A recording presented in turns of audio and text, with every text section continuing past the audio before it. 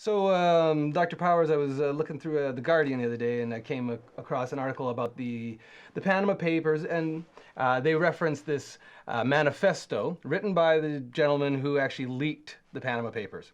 And I've been interested in why Yeah. he leaked it, why maybe only one newspaper picked it up. Wonder what his motivation was. Well, he seems to be motivated by his personal politics, and Dr. Power, your guests have arrived. Oh, thanks, Chauncey. Thank you. Got to call our conversation an end, Bonnycastle? I guess so, but I'm sure the students will be interested in looking Good. up the Digital Manifesto. If you can find that, it really speaks to his motivations, and I think in a strategy course that it's an interesting topic. I'm Good sure you can get a stuff. few posts there. This is Dave Adams. We have these conversations all the time, and he makes these things available. I want to introduce Bonnycastle to you. Thanks, Bonnycastle. You're welcome. I'll Good. get out of here and back to work. Good. Well, again, thank you, Bonnycastle. Hi, folks. Come on in and have a seat. But I thought it was important to introduce some of the folks that make the magic appear around here. And it was Jerry Kelly, one of our first chancellor, first presidents to the university here, commented one day that folks like myself are like the top guns around here. We get to take all the bows and all the applause for the work we do. But we couldn't stay in the air without people like Dave, the ground crew that keep us up and keep us flying. And I thought I'd just acknowledge Dave's efforts and others around here that make this all come to pass. Well, this is their last week together. I certainly have enjoyed them. It's been an interesting sojourn together. I've learned so much. I enjoy those discussions. They're fabulous as we go through this. The papers, I'm working on them diligently. I will have them done by Friday night before we quit, so you can get some sense and prepare for your final exam, give you a sense of what a full, complete case study analysis looks like, but I make the caveat in there, you do not have to do the length and depth of the study I'm going to send to you in my feedback. I expect something similar to what you sent me on the exam, probably even a little bit less than that because you won't have all the time. You've got 90 minutes. But just demonstrate you understand the models and can draw some conclusions and put the data in the right boxes will get you through. So on exams, you're set, and let's say we've talked with five of the 6 questions at the front end worth 50%. We've chatted about that. I'm available to you anytime. Call me over the next week or so if you like, working through the weekends, marking papers, etc. What's going on in the news today was interesting. I was reading about the China South Sea and what's going on over there and the expansion of the Middle Kingdom, and China with great frequency is now increasing more and more of these little sand bars, sand dunes, and dredging, building them up. No shout from the environmentalists, by the way. We couldn't do that and get away with it globally, but they're doing it and getting away with it and building up these 3,000 meter landing strips and one thing and another. So like floating aircraft carriers in the middle of the China Sea. And these sand dunes are contested. There's 5 other countries that lay claim to an interest in those given the 200-mile limits. But China seems to be just turning an sonic eye to that. They're just carrying on doing what they want to do. And so America, to its credit the other day, took one of its destroyers and went within the 12-mile limit, which basically sends a message we don't recognize you have any ownership of the waters out here. And of course, the South China Sea, particularly the Spratly Islands, are full of oil, and that's what this is all about. And so watch for more tension long after this course is over, building up over there, particularly if the Donald gets in, because I don't think he'll be as soft and gentle as Obama in dealing with the Chinese. President Obama went last week, I guess, off to Hiroshima to pay respects to the only time nuclear weapons have been used against Japan. And it's a troubling time. Doesn't make it easy. Doesn't make it necessarily right. But again, we got to go in the context of what was going on back in those days. When you take the Japanese and the rape of Nanking and the Japanese versus the Allied troops and the treatment of both sides, tensions ran high, and the argument, of course, is that given your past record and what you've done, the Japanese people, this was warranted to bring the war to an end. We didn't want to lose more lives. No right or wrong to this. I'm pleased they're reaching out, trying to put some oil on it, but just understand there were 2 sides to the hand. It wasn't just the Americans dropping the bomb, which was a terrible thing, but the other side of the coin is that there was some merit in dropping it to negate further loss of life, and given the past actions of the Japanese, there's arguments on both sides as we go through it. Trudeau's backing up on one of the promises he made us in the election, in the budget, was to reduce small business income tax, and They've not done that. They're now pulling that off the table. They're going to tax small businesses. The hope was, as I recall, dropping it, I'm going to say from 11 to 10.5, or from 12 to 10.5, about a point drop in income tax, which would have been a welcome news to small business. As we've said, 90% of the businesses in Canada, 99% actually, or 98% of the business in Canada are small businesses, and they're the engine that drives the country. So any relief you can give these folks, particularly now in these economic climates we're in, rather than squeezing them, we should be freeing them up so they can break loose and hire more people, is a bad thing. That's going on. Anyway, just some thoughts. Let's push on if we can. The Saudis are using the armored vehicles to suppress internal dissent. There's a picture of it showing on here, and we've got the human rights folks around the world claiming that the minority Shia Muslims dissidents are being beaten up using these armored vehicles. Recall the reason it's on the front page of the Globe, of course, is that we're still debating about, and we are sending these same armored vehicles to Saudi, and if this is going to be the use for it, then the question becomes, is it the right use? And Ottawa's position said, well, that's fine, but you have the government assurance that these vehicles will pose no harm or threat to civilians. So we have both sides of the arguments being made, but we could look a bit at that today and what's going on in the kingdom and human rights there and the growing tensions between the West and the kingdom. New rules in BC about foreign home buyers coming in, and so again, the real estate purchases, they want us now to disclose, or they'll disclose the citizenship. When you buy a home, you disclose the citizenship of origin. So people from Asia buying houses in Vancouver will have to disclose where they're from. And all that entails and where it goes for reporting and tracing their financial affairs globally. And they're saying what's driving this, of course, is the foreign ownership is driving the prices up. But equally, though it's not in the paper, I think the other driver, of course, is these exceptionally low interest rates. In my lifetime, I've not seen that in my 40, 50 years of being aware of what mortgage rates are about. It's pretty remarkable and a wonderful opportunity if you're in the position to do that, but hard for new young families to get up and get started. The other part of that is though they don't do it in this jurisdiction, many jurisdictions that have these sort of situations, they don't mind charging an annual fee to non-residents for residential property. And that may be a solution, that once a year they end up paying a $10,000 or $12,000 fee and so much per dependent to help discourage foreign residents of buying and occupying and renting with no intention of using it but driving the property up. But that may not be it. Maybe the other part of that argument is if you're a true free trader, Attila the Hun, John Stuart Mills, etc., and they want the marketplace to decide, maybe we should just get out of it and let the marketplace determine what the equilibrium point is between supply and demand. Do we need government intercession? Good conversation. Tragedy here, Canadian Forces, soldiers that come back now that have been hurt badly in fighting in the Middle Eastern theater, etc., often are discharged. That's the end of their career. They're finished with the normal pay and allowances, no necessarily golden handshake. They're discharged. And that's a tragedy because it's just such a kick after going over, doing what they asked to do, draw the Queen's shilling, do what the government wanted done, and then to abandon them at this stage, it seems wrong. It seems to me that we've got a duty to retool, to put them through universities, put them in courses where they can get up and can become productive again, and stay with them as long as it takes if we're going to ask somebody to go into situations that yield these sort of outcomes. It's just wrong to abandon. So I'm disappointed in that. I sit on the peer review committee for a national journal for vets. Canadian government puts out, and it really is about veteran affairs and doing better what we do. So this is a tragic story reading it. What's next? The blaze, the fire. Yeah, the fires in Fort McMurray is easing off. We'll say a bit more about that shortly. Ottawa agrees to pay $50 million to 800 remaining survivors from these residential schools. The last couple of weeks we've talked about the Catholics' role in this, and no joy forthcoming over the couple of weeks of doing better than they've been doing. Newfoundland is left out of this agreement for some reason, so they're going to be going through it to sort it out. The federal government is going to hire 135 new staff members to build back up more than 300 positions that lie empty with the Fisheries and Oceans and Coast Guard.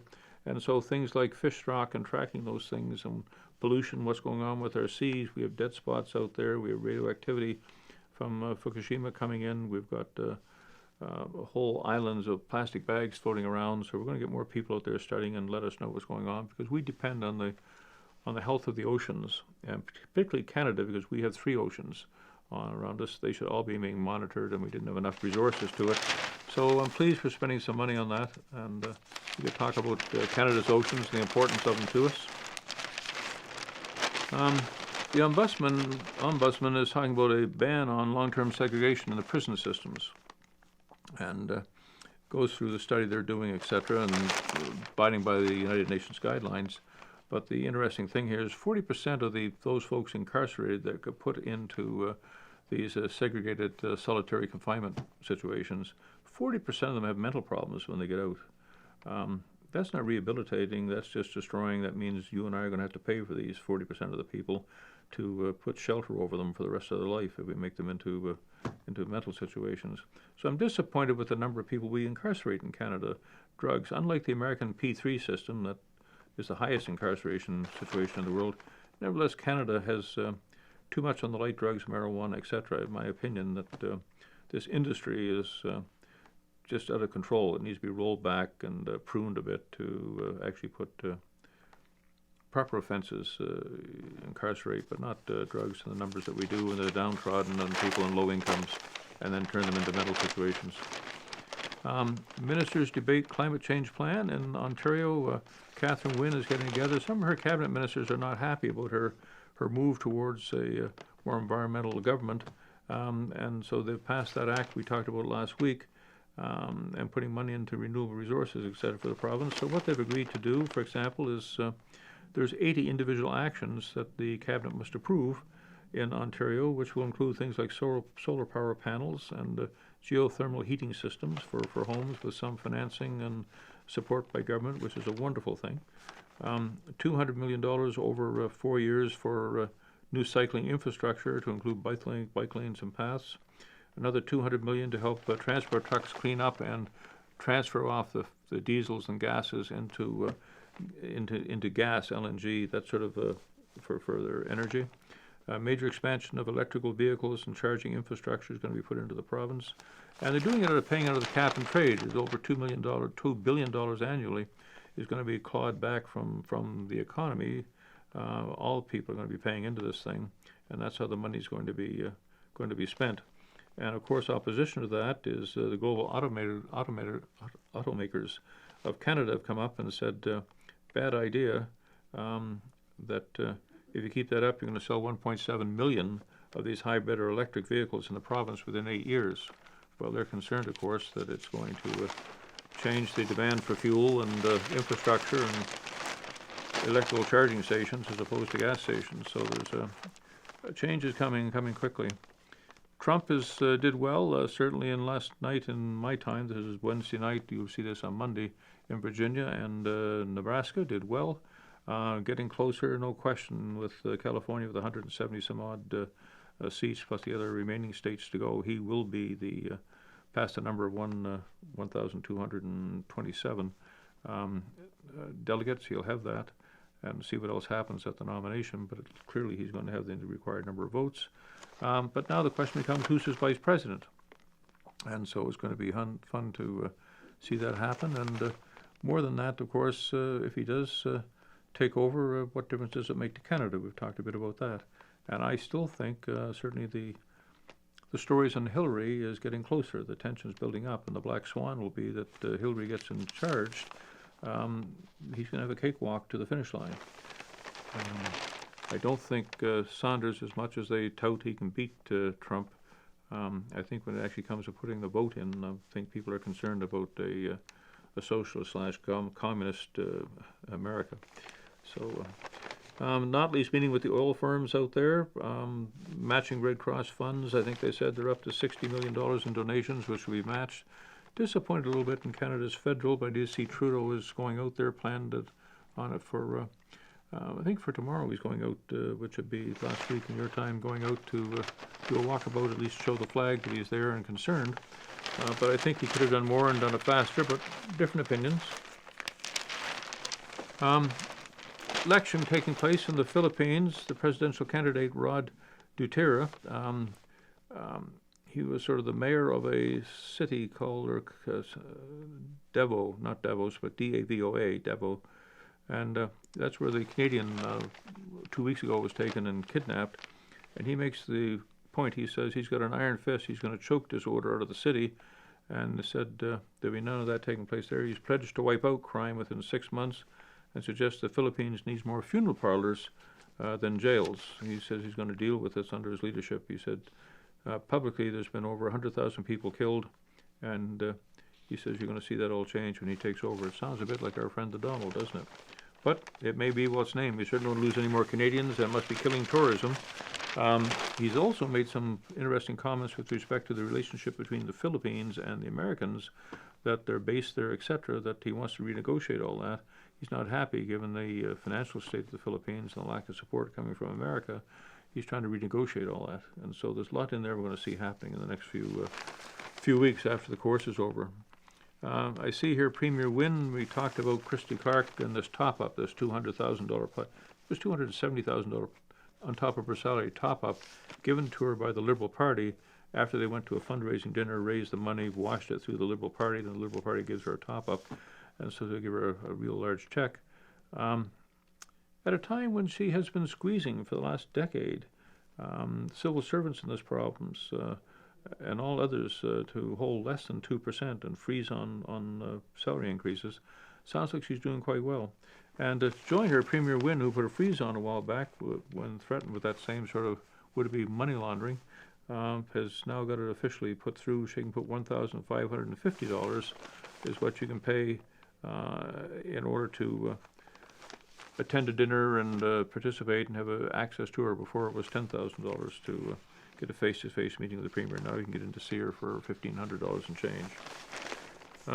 China's influence in Canada is increasing, as it is all over the world. We've talked about China's strategy of go instead of chess, of sliding in and conquering and taking lands and taking an interest and securing its position, but not having toe-to-toe fights with people, unlike the chess game, which the Americans do and the Canadians do.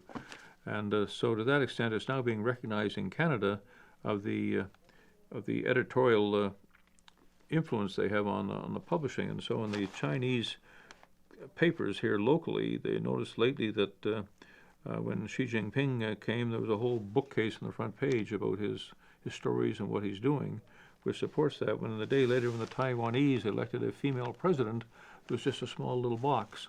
And so they're influencing our how we should react to the news that you read.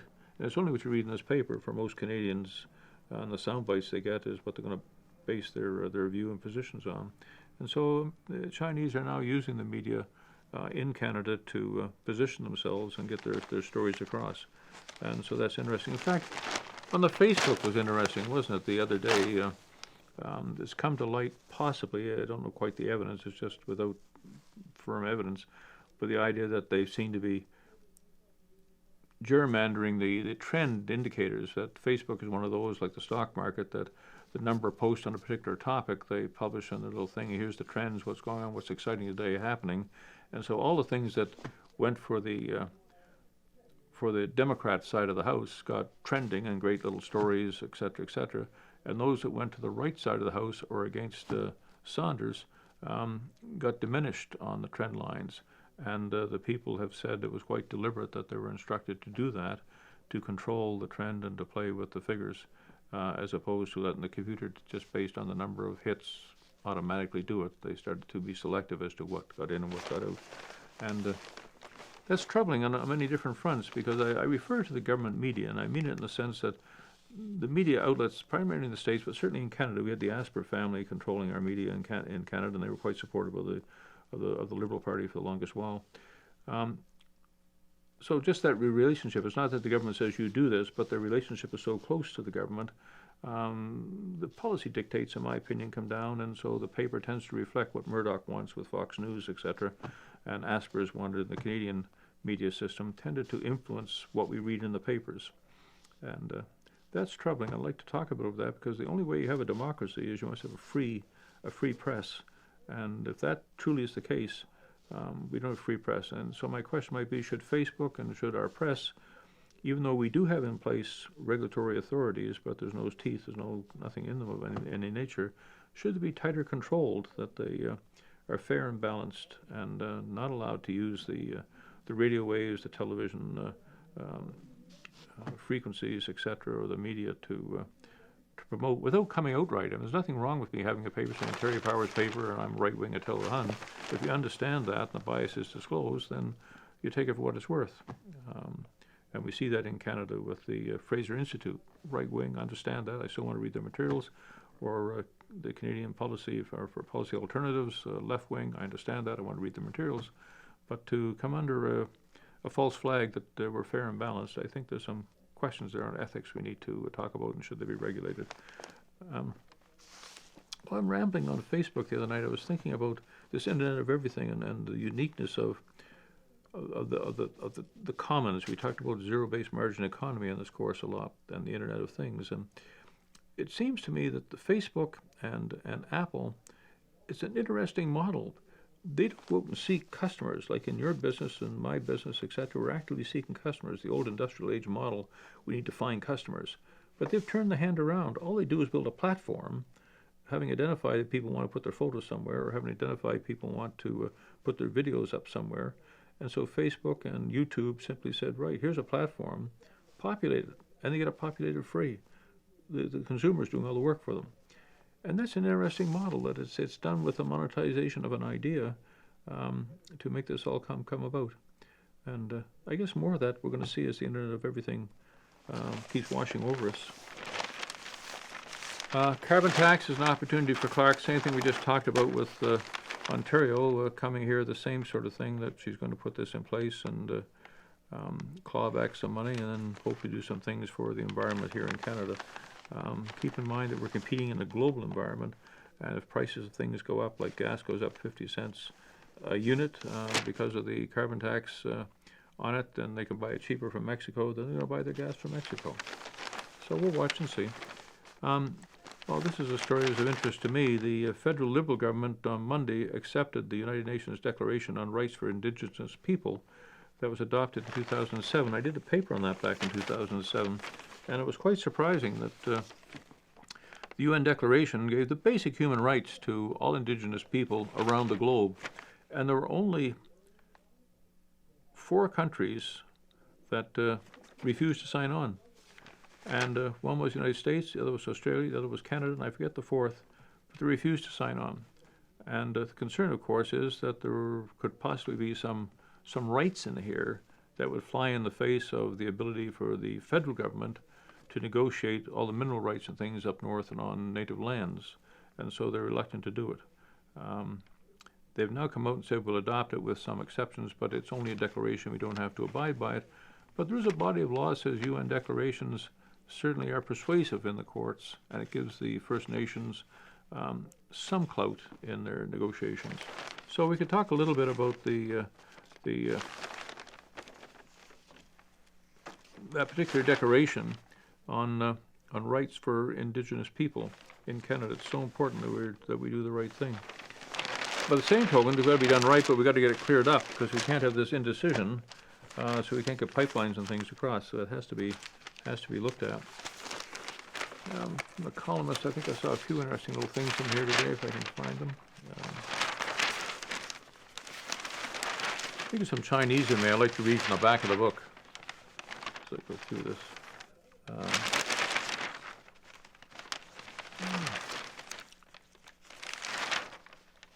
Yeah, Trudeau's going to Fort Mac. I see here on Friday. He's going up to Fort McMurray on Friday.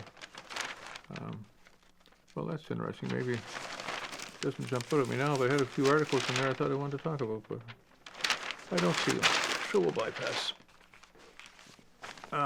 Oil companies, quick to start. Dollar dropped from 80 cents a few weeks ago. It's down now to 77.4. 3% drop for people on margins, quite a thing for Canada doing import-export. Gold has fallen off from almost 1,300 back down to 1,264, so gold is settling. Oil is at 44 cents, $44.50, pushing to 45 possibly. I don't think the oil companies are coming back online. There was roughly 1 million barrels of oil a day, which in this demand supply and the glut we had, wasn't enough to impact it. I think we'll see oil will settle back down as these oil companies come back online. Suncor's out there doing it right now as we talk. Apple Pay, hard barking Canadian banks. Apple Pay has now pushed its way in on dealing with a couple of Canadian banks. We can now use for credit card transactions. We can use our little machines and do up to $100 or loans and things, cash advances with their Apple iPhones, and they get 15% of the take on $100,000 on $100 US. They get 15%, 15 cents of every dollar that is recovered from that. SNC Lavalin, one of the large international engineering firms for Canada, a proud name, ran afoul with briberies and fraud and all those sort of things, bid rigging, and now Quebec has said, fine, repay it back. And so, short of going to jail, they've got 30 days to make a formal proposal how to give back to the to the Quebec government the fraud and the bid rigging and things they did earlier to have their success. And so we'll see what happens. But it speaks to, again, to the Bentley ethical test. It speaks to the role of bribery. It speaks to the brand, how quickly it can be destroyed. All those things come into play. Hope's factory-led dash. Oh, yeah, the factory, yeah. Manufacturer index in Canada has dropped again for 2016. It has dropped by 7.2%. Dropped by 7.2% plunge. That's a total of 35% plunge in the capital oil and gas industry by itself has dropped down, less and less spending. And so that doesn't augur well for our economy, particularly. And last week we talked about all the automobiles and SUVs that were being bought at a time when our economy is, frankly, GNP is flat or close to flat. And so there are two different stories being told. Enbridge repositioning itself in the EU is going after offshore wind assets. No big surprise. I think most Canadian companies that are purely in oil and gas should start thinking about migrating. They're putting $282 million, that's small money to them, in acquiring a 50% stake in 3 wind farms off Europe. So it's just one more indicator of this transition away from fossil fuels. The Competition Tribunal in Canada has been looking at the Toronto Real Estate Board and saying it's a conspiracy, and we should open it up so that everybody has online access to the MLS listings and what's available, and try to bring down the real estate fees. So are real estate fees too high for what they do? And what role will virtual and augmented reality play on selling homes? Do we really need much these days? You need a real estate agent in a large measure, because normally lawyers will do the agreement of purchase and sale. When I say free, it's included in the price that they'll charge you for the actual transaction itself. And so if you can actually do online, if you can do the virtual reality that can be set up, do you really need an agent to hold your hand to go and look at these things, or can you just go in and make your own due diligence? And is 5% on the first little bit, is that too much money? Kinross, gold company, is looking better on the African project. It's been down for almost a decade, but it's been moving up in the last 6-7 months nicely, and certainly on the radar. Banks in Canada are becoming laggards. Canadians were the strongest when they did the stress tests for banks globally. Canada's banks came out well, but now we're worse off than the than the European banks, and growing concern about the financial state of Canadian banks. And our Canadian economy and the McMurray situation, etc., is bringing more pressure, more so on the little credit unions and things like the Canadian Western Bank, etc. I expect they're going to feel some stress as a result of this shift that goes on. Shell, ConocoPhillips are dropping their drilling rights in Arctic waters. One more indicator that we've got too much oil, so they're walking away from a $2.5 billion drilling rights situation they had with Dutch Shell up in that area. Energy companies have to slash their asset value. They think that they may have to slash by $110 billion all the hard assets they've got in the field. They think the way the energy is going, the glut we have, they're forecasting there's going to be a lot of hard assets sold off, and they're going to have to write those down by about 50% to make sure they reflect their true value on the books. We talked a while back, didn't we, about the construction industry in Alberta doing exactly the same thing. The 10,000 units of Caterpillar tractors and things were going up at auction because the laying of pipelines and things have fallen off. The Russians want to join up with APEC. They've been trying to get in, and that hasn't come to pass yet. But they're concerned about the drop in oil prices because Russia exists only on oil revenues coming in. And if I'm right, the way the oil revenues are going, carrying back down, falling again after this little bump, short of a black swan event, they're in a hard place. And their revenues, etc., they're hemorrhaging. As is Saudi Arabia. We talked last week that they had to raise $2 trillion just to make sure they had enough to weather any storms coming, which they did. Sterling Apple Pay and the survey Apple Pay. It's the Royal Bank and the Canadian Imperial Bank of Commerce have struck a deal with Apple Pay, and so we see this guerrilla warfare that the banks are big and fat and different from insurance to mortgages, etc. So many pillars. And what we have here is coming down out of the hills and ripping pieces of them off, that we have the online mortgage brokers, and now Apple's coming in and Google will come in, and everybody's taking a piece of them. These fintech companies that are replacing the investment side of the house, as we talked about, are taking a piece. So the terrain, the portfolio of the banks, in my mind, is under pressure and will shrivel and downsize. But we could talk a bit about the role of banks. Island builders on Vancouver Island are giving back more to the trades training, which they recognize the need for Red Seal folks, and want to put more into that because notwithstanding what's going on in the rest of Canada, Vancouver, Victoria are booming and doing extremely well and very low unemployment. And so they're putting money into that. Just some short anecdotal evidence. A Japanese partner bails out of LNG in Alberta and Calgary. They're packing up and going home. Woodfibre LNG in Squamish, just north of Vancouver, has signed a 25-year agreement to send some gas. Shell gives up its Alaska oil leases and walks away from them. All indicators of the disruption that's taken place in the energy.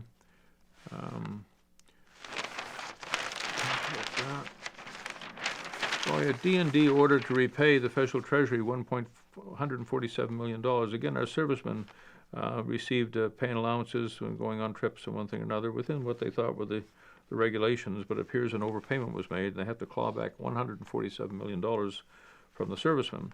And initially they thought that only a few servicemen could retroactively, they could approve this retroactively and try to get around that, but the government said no. So now the choice was take it from the servicemen or take it out of the budget of defense. And so to their credit, they stepped forward, and D&D took it back out of their budget, $147 million, which means less money for boats, ships, and growing the reserves, etc., which were underinsured for. But it pays back the overpayment that was made. The London mayor, new mayor in England, and it's interesting. Sadiq Khan is now a Pakistan gentleman, is now the new mayor of London, and took exception to Trump's ignorant view of Islam, where Trump proposed a total and complete ban on Muslims entering the U.S. until our country representatives can figure out what in the hell is going on. Khan took exception to this and said, and Trump said, no problem, make an exception, of course. When you know who people are, make an exception. But there's a bun fight going on between the new mayor and Trump over Trump's approach. It's going to be interesting when he comes in. Well, folks, that really wraps up our final. I hope you've enjoyed these discussion sessions. As I've mentioned, the importance of them is, as strategists, we need daily to find that 20 minutes to close the door and reflect upon, or have a little group of like-minded people. We can have these sort of discussions to go past what's on the page of the front page of the business section, see how they link and draw some conclusions. Because as strategists, you need to understand what's going on in your bathtub. And it may not look apparent, but I tell you, the whole world's a spider web, and tugging one distorts the whole. And so we've covered a lot of things in our course, and they've been fascinating. I think that's everything I want to say. I've told you how much I've enjoyed it. The dance is almost over, and you have your papers by Friday night. Oh, by the way, EL2, yeah. Hopefully I'll see you in the EL2, your last residency. I designed that course, delivered it the first time around. It's fantastic. It's another strategy course. Mike Thompson, excellent instructor, will be delivering this time around, and I know you're going to enjoy it. So maybe when you get here on residence for EL2, we'll have a chance to least shake hands and say hello and put a face to the pictures I see on the screen. Anyway, that's it for now, guys. Go and enjoy. Bye-bye.